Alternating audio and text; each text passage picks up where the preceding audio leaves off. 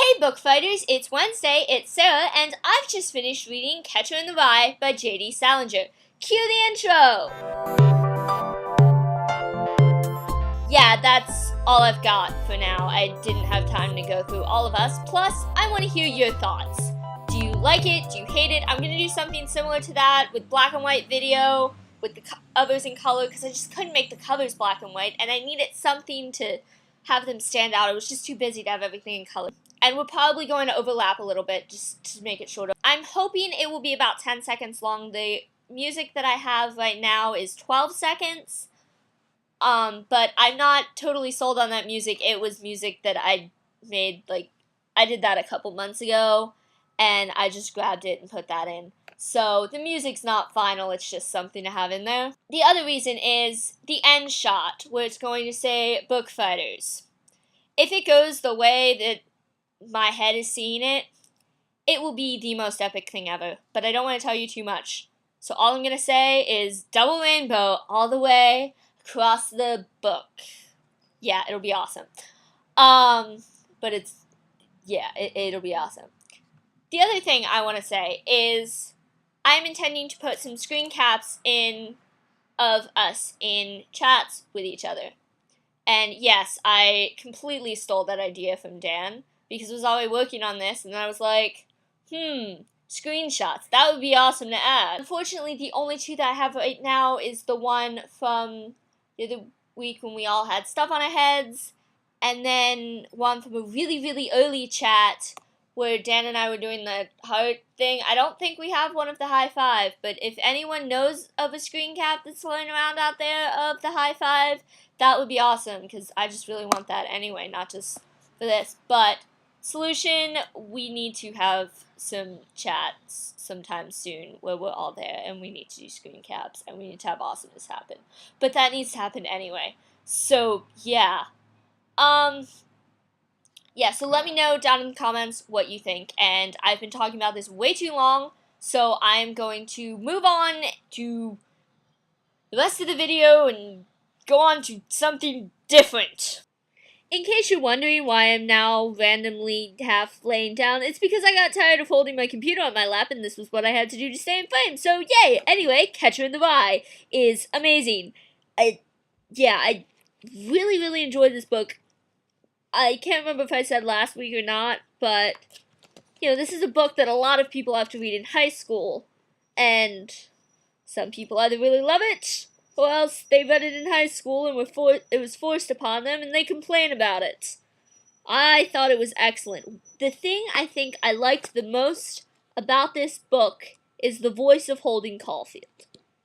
He has a really strong voice, and it's very distinctive, and you get a lot of his character just from the way he speaks and the way he narrates.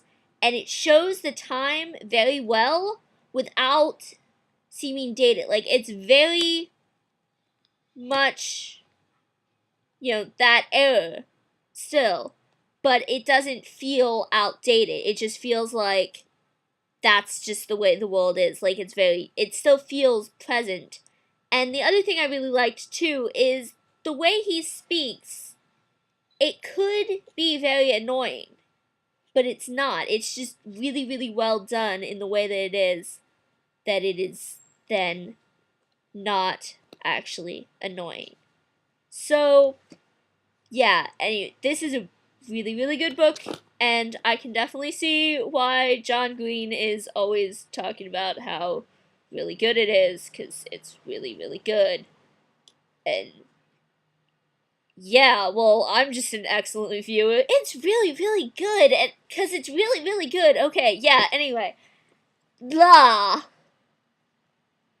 This brings me now to questions, and I'm pretty sure I actually only have one to answer this time, which is Katie's question. Princess Bride, great movie or greatest movie? I kind of love how that's worded. I'm gonna have to go with great movie. Because much as I love Princess Bride, and I really do love that movie, this, and well, really all of these, but I only felt like holding up Return of the King, all rank above it. That's in terms of my own personal favorites. Now, if you want to get into like technical film merits, then there's a lot more that would go above Princess Bride, but there really isn't a whole lot. So I wouldn't say it's greatest movie ever, but it is a really great movie. And what I love about the movie is that if you look at it on paper and you look at it completely objectively and allow no emotion, no subjective anything into it at all, it shouldn't work. It just, for one thing, her name is Buttercup. Really, it just seems like something that should be so completely ridiculous it would be corny and cheesy and wouldn't work. And it is corny and cheesy, but it does work because it is so greatly well written. And the thing that I love about that is the story is very well told in it. For that reason, it would, in my opinion, it would always be vastly superior to something like, say, Avatar, which has amazing effects. It looks amazing and everything, but the storyline kind of sucks. So, you know, Princess Bride is definitely a great movie. And now for Julia's punishment. Julia, my punishment for you is to dress up as a witch. Not a Harry Potter witch, but a traditional long black dress, pointed robes. You could paint your skin green if you want to, messy, crazy hair, and go to a populated area where there will be a bunch of people around to see you being crazy like this, and of course you have to record this, so get someone to record it, because you won't be able to do it yourself, because you have to, in the middle of this area with a bunch of people dressed up as a witch, say, "Double, double, toil and trouble, fire burn and cauldron bubble, fillets of a fenny snake, in the cauldron boil and bake, eye of newt and toe of frog, wool of bat and tongue of dog, adder's fork and blindworm's sting, lizard's leg and howler's wing, for a charm of powerful trouble, like a hell-broth boil and bubble." Actually, you have to say more than that. That was only part of it. I couldn't keep that voice up. You don't have to do it in a voice like that. You just have to say it and act all, like, crazy and witchy. So, yeah, but the entire bit from Macbeth, Act 4, Scene 1, from the beginning all the way until Hecate comes in, it's the first 38 lines. I'll post it down in the bookshelf, just for reference. That's your punishment, should you choose to accept it. Next week, as I'm sure many of you are aware, is Fan Books Week, and in honor of that, I will be reading Fahrenheit 451, which I would hold up right now had I been able to get it at the library as I had planned. Alas, I could not.